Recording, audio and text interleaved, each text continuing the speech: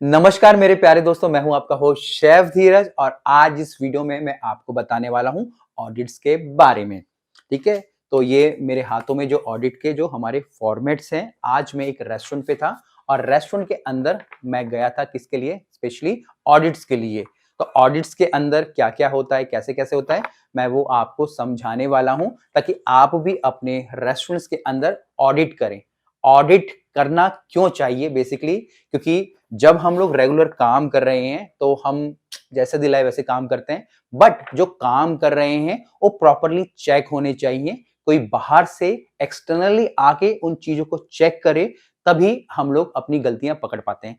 क्योंकि आप भी नहीं चाहोगे कि भाई मैं अपने जो एम्प्लॉयज हैं उनकी गलती पकड़ लूं, एम्प्लॉयज भी नहीं चाहेंगे कोई उनकी गलती पकड़े। तो बाहर से अगर आप एजेंसीज हायर करते हैं, बुलाते हैं, तो वो बेस्ट बैठती है। बट अगर आप वो सब चीजें नहीं करना चाहते तो जो फॉर्मेट्स वगैरह होते हैं, ठीक है, मैं डिस्क्रिप्शन में नीचे डाल दूंगा। आप लोग वहां के जो हमारी हमारी जो वेबसाइट है, ऐप है आईएचएम गुरुकुल, वहां से जाके जो परचेज कर सकते हैं।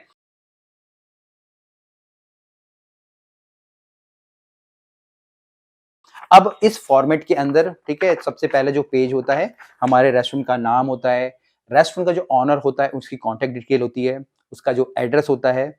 फिर ऑडिटर्स है, जैसे यहाँ पे मैं ऑडिटर्स हूँ तो मेरा नाम यहाँ पे है, ठीक है, मेरा ईमेल है, मेरी कंपनी का नाम है। ऑडिट मैंने कब स्टार्ट किया, कब खत्म किया और उसका रिजल्ट क्या आया, तो सारी की सारी चीजें इसमें हम लोग करते हैं। और हम लोग कोशिश करते हैं कि साल में 4 बार, मतलब कि हर 3 महीने में एक बार हम लोग ऑडिट रहे, ताकि जो रेस्टोरेंट की कंडीशन है प्रॉपर बनी रहे। ठीक है, कोई नहीं चाहेगा कि उसकी रेस्टोरेंट की जो कंडीशन है खराब हो। अब इस ऑडिट को हम लोग 4 पार्ट के अंदर डिवाइड करते हैं। सबसे पहला पार्ट होता है हमारी फूड सेफ्टी की रिपोर्ट्स का। ठीक है, अब फूड सेफ्टी के अंदर हमारे जो बेसिक रूल्स आते हैं कि भाई कि जो टबैको हो गया, ठीक है, जो हमारे एम्प्लॉइज है टबैको खा रहे कि नहीं खा रहे, ठीक है, sneezing, coughing, other bad habits, ठीक है ना, क्योंकि खाना बन रहा है, मैं छींक रहा हूँ, मुझे पता है मुझे छींक आ रही है, बट मैं खाने के ऊपर छींक रहा हूँ, तो ये हम लोग दूर से बैठ के जांच पड़ताल करते हैं। ठीक है, हम देखते हैं कि भाई जो एम्प्लॉय है, शेफ है, चाहे मैनेजर है, कोई भी है सर्विस में, क्या वो तंबाकू तो नहीं खा रहा है, ठीक है, क्या वो स्मोकिंग तो नहीं कर रहा है। तो अगर वो कुछ भी ऐसे करता है तो हम लोग यहाँ पे उनको रेटिंग्स देते हैं। ठीक है, 1 से 5 के बीच में रेटिंग होती है। फिर क्लीन क्लोथिंग की बात आती है कि जो कपड़े पहन रहा है वो प्रॉपरली क्लीन है कि नहीं है। ये तो नहीं है कि वो जो उसने कल कपड़े पहने थे, गंदा एप्रन है वही पहन रहा है, या वो लंच ब्रेक के बाद आ रहा है तो उसका एप्रन वही गंदा पड़ा है। तो सारी चीजें हम लोग चेक करते हैं। इसके बाद regular gloves and bandages for any hurt. ठीक है, जो भी ग्लव्स वगैरह है वो यूज कर रहा कि नहीं कर रहा, कहीं उसके हाथ में कट है, क्योंकि किचन में आप देखो ना बहुत कटता है, कहीं जलता है, छिलता है, तो वहां पे वो प्रॉपर जो मेडिकेशन यूज कर रहा है कि नहीं कर रखा है। ठीक है, नो ज्वेलरीज ऑन आर्म। ठीक है, जैसे ज्वेलरी का मतलब हो गया, किचन में काम कर रहे हैं, हमारे रिंग्स हो गया, हमारे ब्रेसलेट हो गया, नेकलेस हो गया, ये सारे ईयर रिंग्स हो गया, नोज बड्स हो गया। ठीक है, तो ये सारी चीज हम लोग चेक करते हैं। ठीक है, और हम लोग प्रॉपर्ली एक रिपोर्ट बना के वहां पे देते हैं। इसके बाद यहाँ पे हमारे हैंड वॉशिंग के जो प्रोसेस है वो है कि नहीं है। ठीक है, अब यहाँ पे साथ साथ हमारी जो क्लीनिंग, चेंजिंग क्लॉथ फैसिलिटीज, यहाँ पे जो जहाँ पे जो स्टाफ है कपड़े चेंज कर रहा है, ये तो नहीं कि वो किचन के अंदर किसी कोने में खड़े होकर कर रहा है। ठीक है, तो वो सारी फैसिलिटीज हम लोग चेक करते हैं। फिर यहाँ पे ये हम लोग देखते हैं कि जो स्टाफ है वो रेडी टू ईट फूड, जो कि सबसे ज्यादा इंपॉर्टेंट है, सबसे ज्यादा जो बैक्टीरिया, ठीक है, जो बीमारियां वगैरह होती है रेडी टू ईट फूड को टच करने से होती हैं, तो उसकी हैबिट्स सही है नहीं वो हम लोग चेक करते हैं। ठीक है, फिर जो स्टाफ है उन्होंने प्रॉपर कैप पहनी कि नहीं पहनी है, सर्विस एरिया में जो काम करे वो प्रॉपर्ली कैप पहन रहे कि नहीं पहन रहे। ठीक है, जो सिंगल यूज आइटम है वो बार बार यूज तो नहीं हो रहा, ऐसा तो नहीं जो हमारा पाइप्स होते हैं, स्ट्रॉ जिसको हम लोग बोलते हैं मिल्क शेक के अंदर, क्या वो बार बार एक बार पी रहे हैं और फेंक के दोबारा तो यूज नहीं कर रहे। बिरयानी की हांडी होती है, एक बार यूज होगी, क्या दोबारा तो यूज होगी, क्योंकि वो सारी प्रॉपर्ली हम उनको बताते हैं। फिर इसमें यहाँ पे जो फूड हमारा डिस्प्ले हमारा हो रहा है, ठीक है, वो प्रॉपर्ली जो स्टोर्ड है कि नहीं है, वो सारी चीजें हम होते हैं, हम लोग करते हैं। इसके बाद यहाँ पे जो हमारा आ जाता है, फिर आ जाता है हमारा क्लीनिंग, यूटिलिटी क्लीनिंग। ठीक है, जो भी हमारे क्लीनिंग वगैरह हो रही है, डिश वॉशिंग हो गया, इक्विपमेंट हो गया, ठीक है, किस प्रकार के केमिकल हम लोग यूज कर रहे हैं, प्रॉपर जो इक्विपमेंट है वो हैंडलिंग हो रही नहीं हो रही है। अगर इक्विपमेंट प्रॉपर हैंडल नहीं होंगे तो वो खराब होंगे, टूटेंगे। फिर फ्रीक्वेंसी ऑफ क्लीनिंग, कि क्लीनिंग एक किचन में कितनी बार दिन में क्लीन हो रहा है, 2 बार 3 बार। ठीक है, जो हमने एसओपीस क्रिएट करके दे रखी है। ठीक है, हमने इस रेस्टोरेंट को एसओपीस, जहाँ पे मैं हूँ, एसओपीस भी क्रिएट करके दे रखी थी। ठीक है, बट वो प्रॉपर्ली कर रहे थे, मैंने देखा यहाँ पे। इसके बाद यहाँ पे हमारे जो फूड सेफ्टी की मीटिंग हो रही है और रिपोर्ट्स उसकी जनरेट हो रही है वो है कि नहीं, तो ये सारी चीज़ हम लोग चेक करते हैं।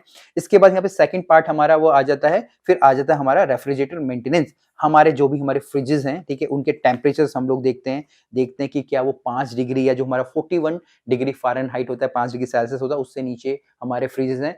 अगर फ्रिजेस नहीं है, मेंटेन नहीं है, तो क्या किसी ने रिपोर्ट करी है? पुरानी रिपोर्ट्स 1 महीने, 2 महीने पुरानी हम लोग वो भी चेक करते हैं। इसके बाद यहाँ पे अगर हमारे जो बड़े थोड़े रेस्टोरेंट है, ठीक है ना, वहाँ पे हमारे वॉक-इन्स होते हैं, तो वॉक-इन्स के अंदर जो प्रॉपर लाइट है या नहीं है, क्योंकि जो भी वॉक-इन्स होते हैं उनके अंदर ठंडी होती है और जब ठंडी के अंदर अगर आप नॉर्मल बल्ब लगाओगे ना, फूट जाएगा, ठीक है? तो वो बल्ब्स नहीं होने चाहिए।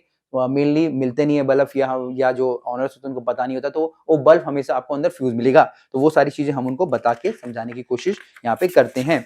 इसके बाद यहाँ पे हमारे जो थर्मोस्टेट होते हैं, ठीक है? और थर्मामीटर्स होते हैं हमारे फ्रिजेस के अंदर, वो प्रॉपर्ली काम कर रहे हैं नहीं कर रहे हैं, वो भी हम लोग चेक करते हैं। मेरे पास फ्रिजेस है -18 वाला है, हमारे 5 डिग्री वाला है, बट अगर उसके अंदर टेम्परेचर मैं चेक ही नहीं कर पाऊँगा, मेरे पास कुछ ऐसा इक्विपमेंट ही नहीं है कि मुझे पता चले कि भई अंदर कितना टेम्परेचर है, तो मैं कैसे जाँच करूँगा? तो वहाँ पे पता होने चाहिए, ठीक है? इसके बाद यहाँ पे जो भी लेफ्ट ओवर फूड है, उसका हम लोग क्या कर रहे हैं? प्रोफेशनल नॉलेज हमारे पास जो क्लीनिंग की है कि नहीं है, ठीक है? जो फूड हम लोग बच रहा है, ठीक है? उसको कैसे हम लोग करें, ठीक है? फूड का जो टेम्परेचर है, डेंजर ज़ोन वाला वो मेंटेन हो रहा है कि नहीं है? फूड लेबल्ड है कि नहीं है प्रॉपर्ली? फूड लेबलिंग के ऊपर हमारी बहुत ही कम वीडियोज़ हैं, मैं कोशिश करूँगा कि इसके ऊपर फूड लेबलिंग प्रॉपर्ली कैसे करनी चाहिए, उसके ऊपर भी मैं वीडियो ज़रूर बनाऊँगा, ठीक है? फूड स्टोरेज के ऊपर है कि किस प्रकार से हम फूड की स्टोरेज करें, ठीक है? ज़ीरो क्रॉस कंटैमिनेशन, एक बैक्टीरिया या एक खाने से बैक्टीरिया दूसरे खाने पे ना जाए, इसके ऊपर हम लोग प्रॉपर्ली चेकिंग करते हैं। Zero presence of insect and animals. Insect animals में क्या हो गया हमारे चूहे हो गया, हमारी छिपकली हो गया, हमारी तितली हो गया, हमारे मच्छर हो गया, हमारी फ्लाइज़ हो गया, ठीक है?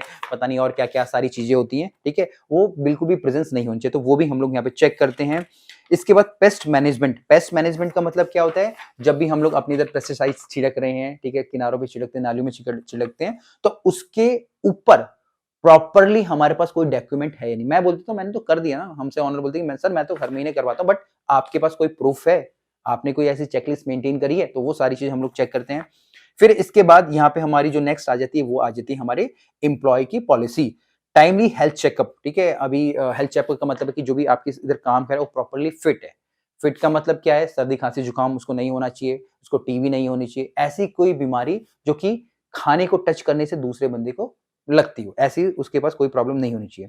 इसके बाद यहाँ पे critical disease found in employees कोई क्रिटिकल अगर डिजीज़ है तो वो भी उसको नहीं होनी चाहिए। तो ये सारी चीज़ें हमारे पास रिकॉर्ड होनी चाहिए, ठीक है? जो भी हम लोग हायर कर रहे हैं। इसके बाद जो भी हमारे एम्प्लॉइज़ हैं उनकी जो मेडिकल और इंश्योरेंस पॉलिसी अगर उनके पास हम उनको प्रोवाइड करने के वो भी हमारे पास होनी चाहिए।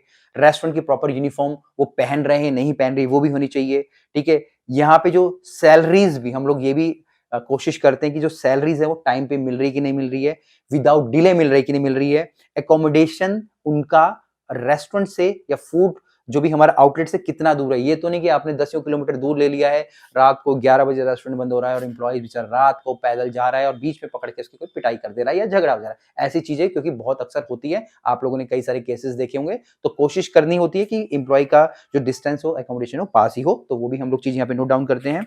अब यहाँ पे हम लोग ये भी देखते हैं कि regular increment as per performance. अब परफॉर्मेंस की बात आती है, तो परफॉर्मेंस में हम जब भी उनके अप्रेज़ल्स कर रहे हैं, तो पहले हम लोग अप्रेज़ल्स नहीं करते थे, बट हम ओनर्स को अब बता रहे हैं कि आप अपने एम्प्लॉइज़ के अप्रेज़ल्स करो, ताकि आप उनको रेगुलरली, ठीक है ना? अभी आपको लगता है कि भई मैं इसकी तनख्वाह बढ़ा दूँ, किसकी तनख्वाह बढ़ा दूँ या कोई छोड़ के जा रहा है, तो आपको उनके अप्रेज़ल्स करने हैं और उसके बाद ही आपको उनकी सैलरीज़ को या उनकी पोज़ीशन को इंक्रीज़ करना है, तो वो भी हमारी जो हमारे फॉर्मेट्स हैं ऑडिट के उसके अंदर आता है। फिर इसके बाद यहाँ पे हमारा लास्ट पेज आ जाता है, वो आ जाता है हमारे वर्क प्लेस, हमारी पॉलिसीज़ का, जहाँ पे हम लोग काम करें। Proper mopping with minimum spilling chance of employees and customer, marking with weight floor. अब हम लोग फ्लोर पे काम कर रहे हैं, ठीक है, स्लिपरी है, बट क्या वहाँ पे प्रॉपर मार्क हैं, ठीक है? जब हम लोग क्लीन कर रहे हैं तो वेट फ्लोर का हमने जो साइनेज है वो लगाया कि नहीं लगाया? हम लोग किचन के अंदर काम कर रहे हैं तो वेट फ्लोर का हमने साइनेज लगाया कि नहीं लगाया? वो सारी चीज़ हम लोग चेक करते हैं। इसके बाद जो नाइफ्स हैं या शार्प ऑब्जेक्ट है, जैसे हमारी रॉड्स होगी, नाइफ होगी, कैंची होगी, ठीक है? बहुत सारे ऐसे इक्विपमेंट्स हो जाते हैं जिससे कि दूसरे दूसरे जो एम्प्लॉइज़ हैं उनको चोट लग सकती है, खून निकल सकता है, तो हम लोग ये भी चेक करने की कोशिश करते हैं कि वो प्रॉपर्ली रखे जाते हैं कि नहीं रखे जाते, उनके लिए कोई स्पेसिफिक स्पेस है कि नहीं है। इमरजेंसी के टाइम जो फर्स्ट एड किट है, ठीक है? हाथ जलने में, कटने में या जो आई वॉशिंग के लिए मतलब आँख के अंदर कोई ऐसा केमिकल चला गया, तो आई वॉशिंग स्टेशन हमारे पास है कि नहीं? तो वो भी हम लोग चेक करते हैं।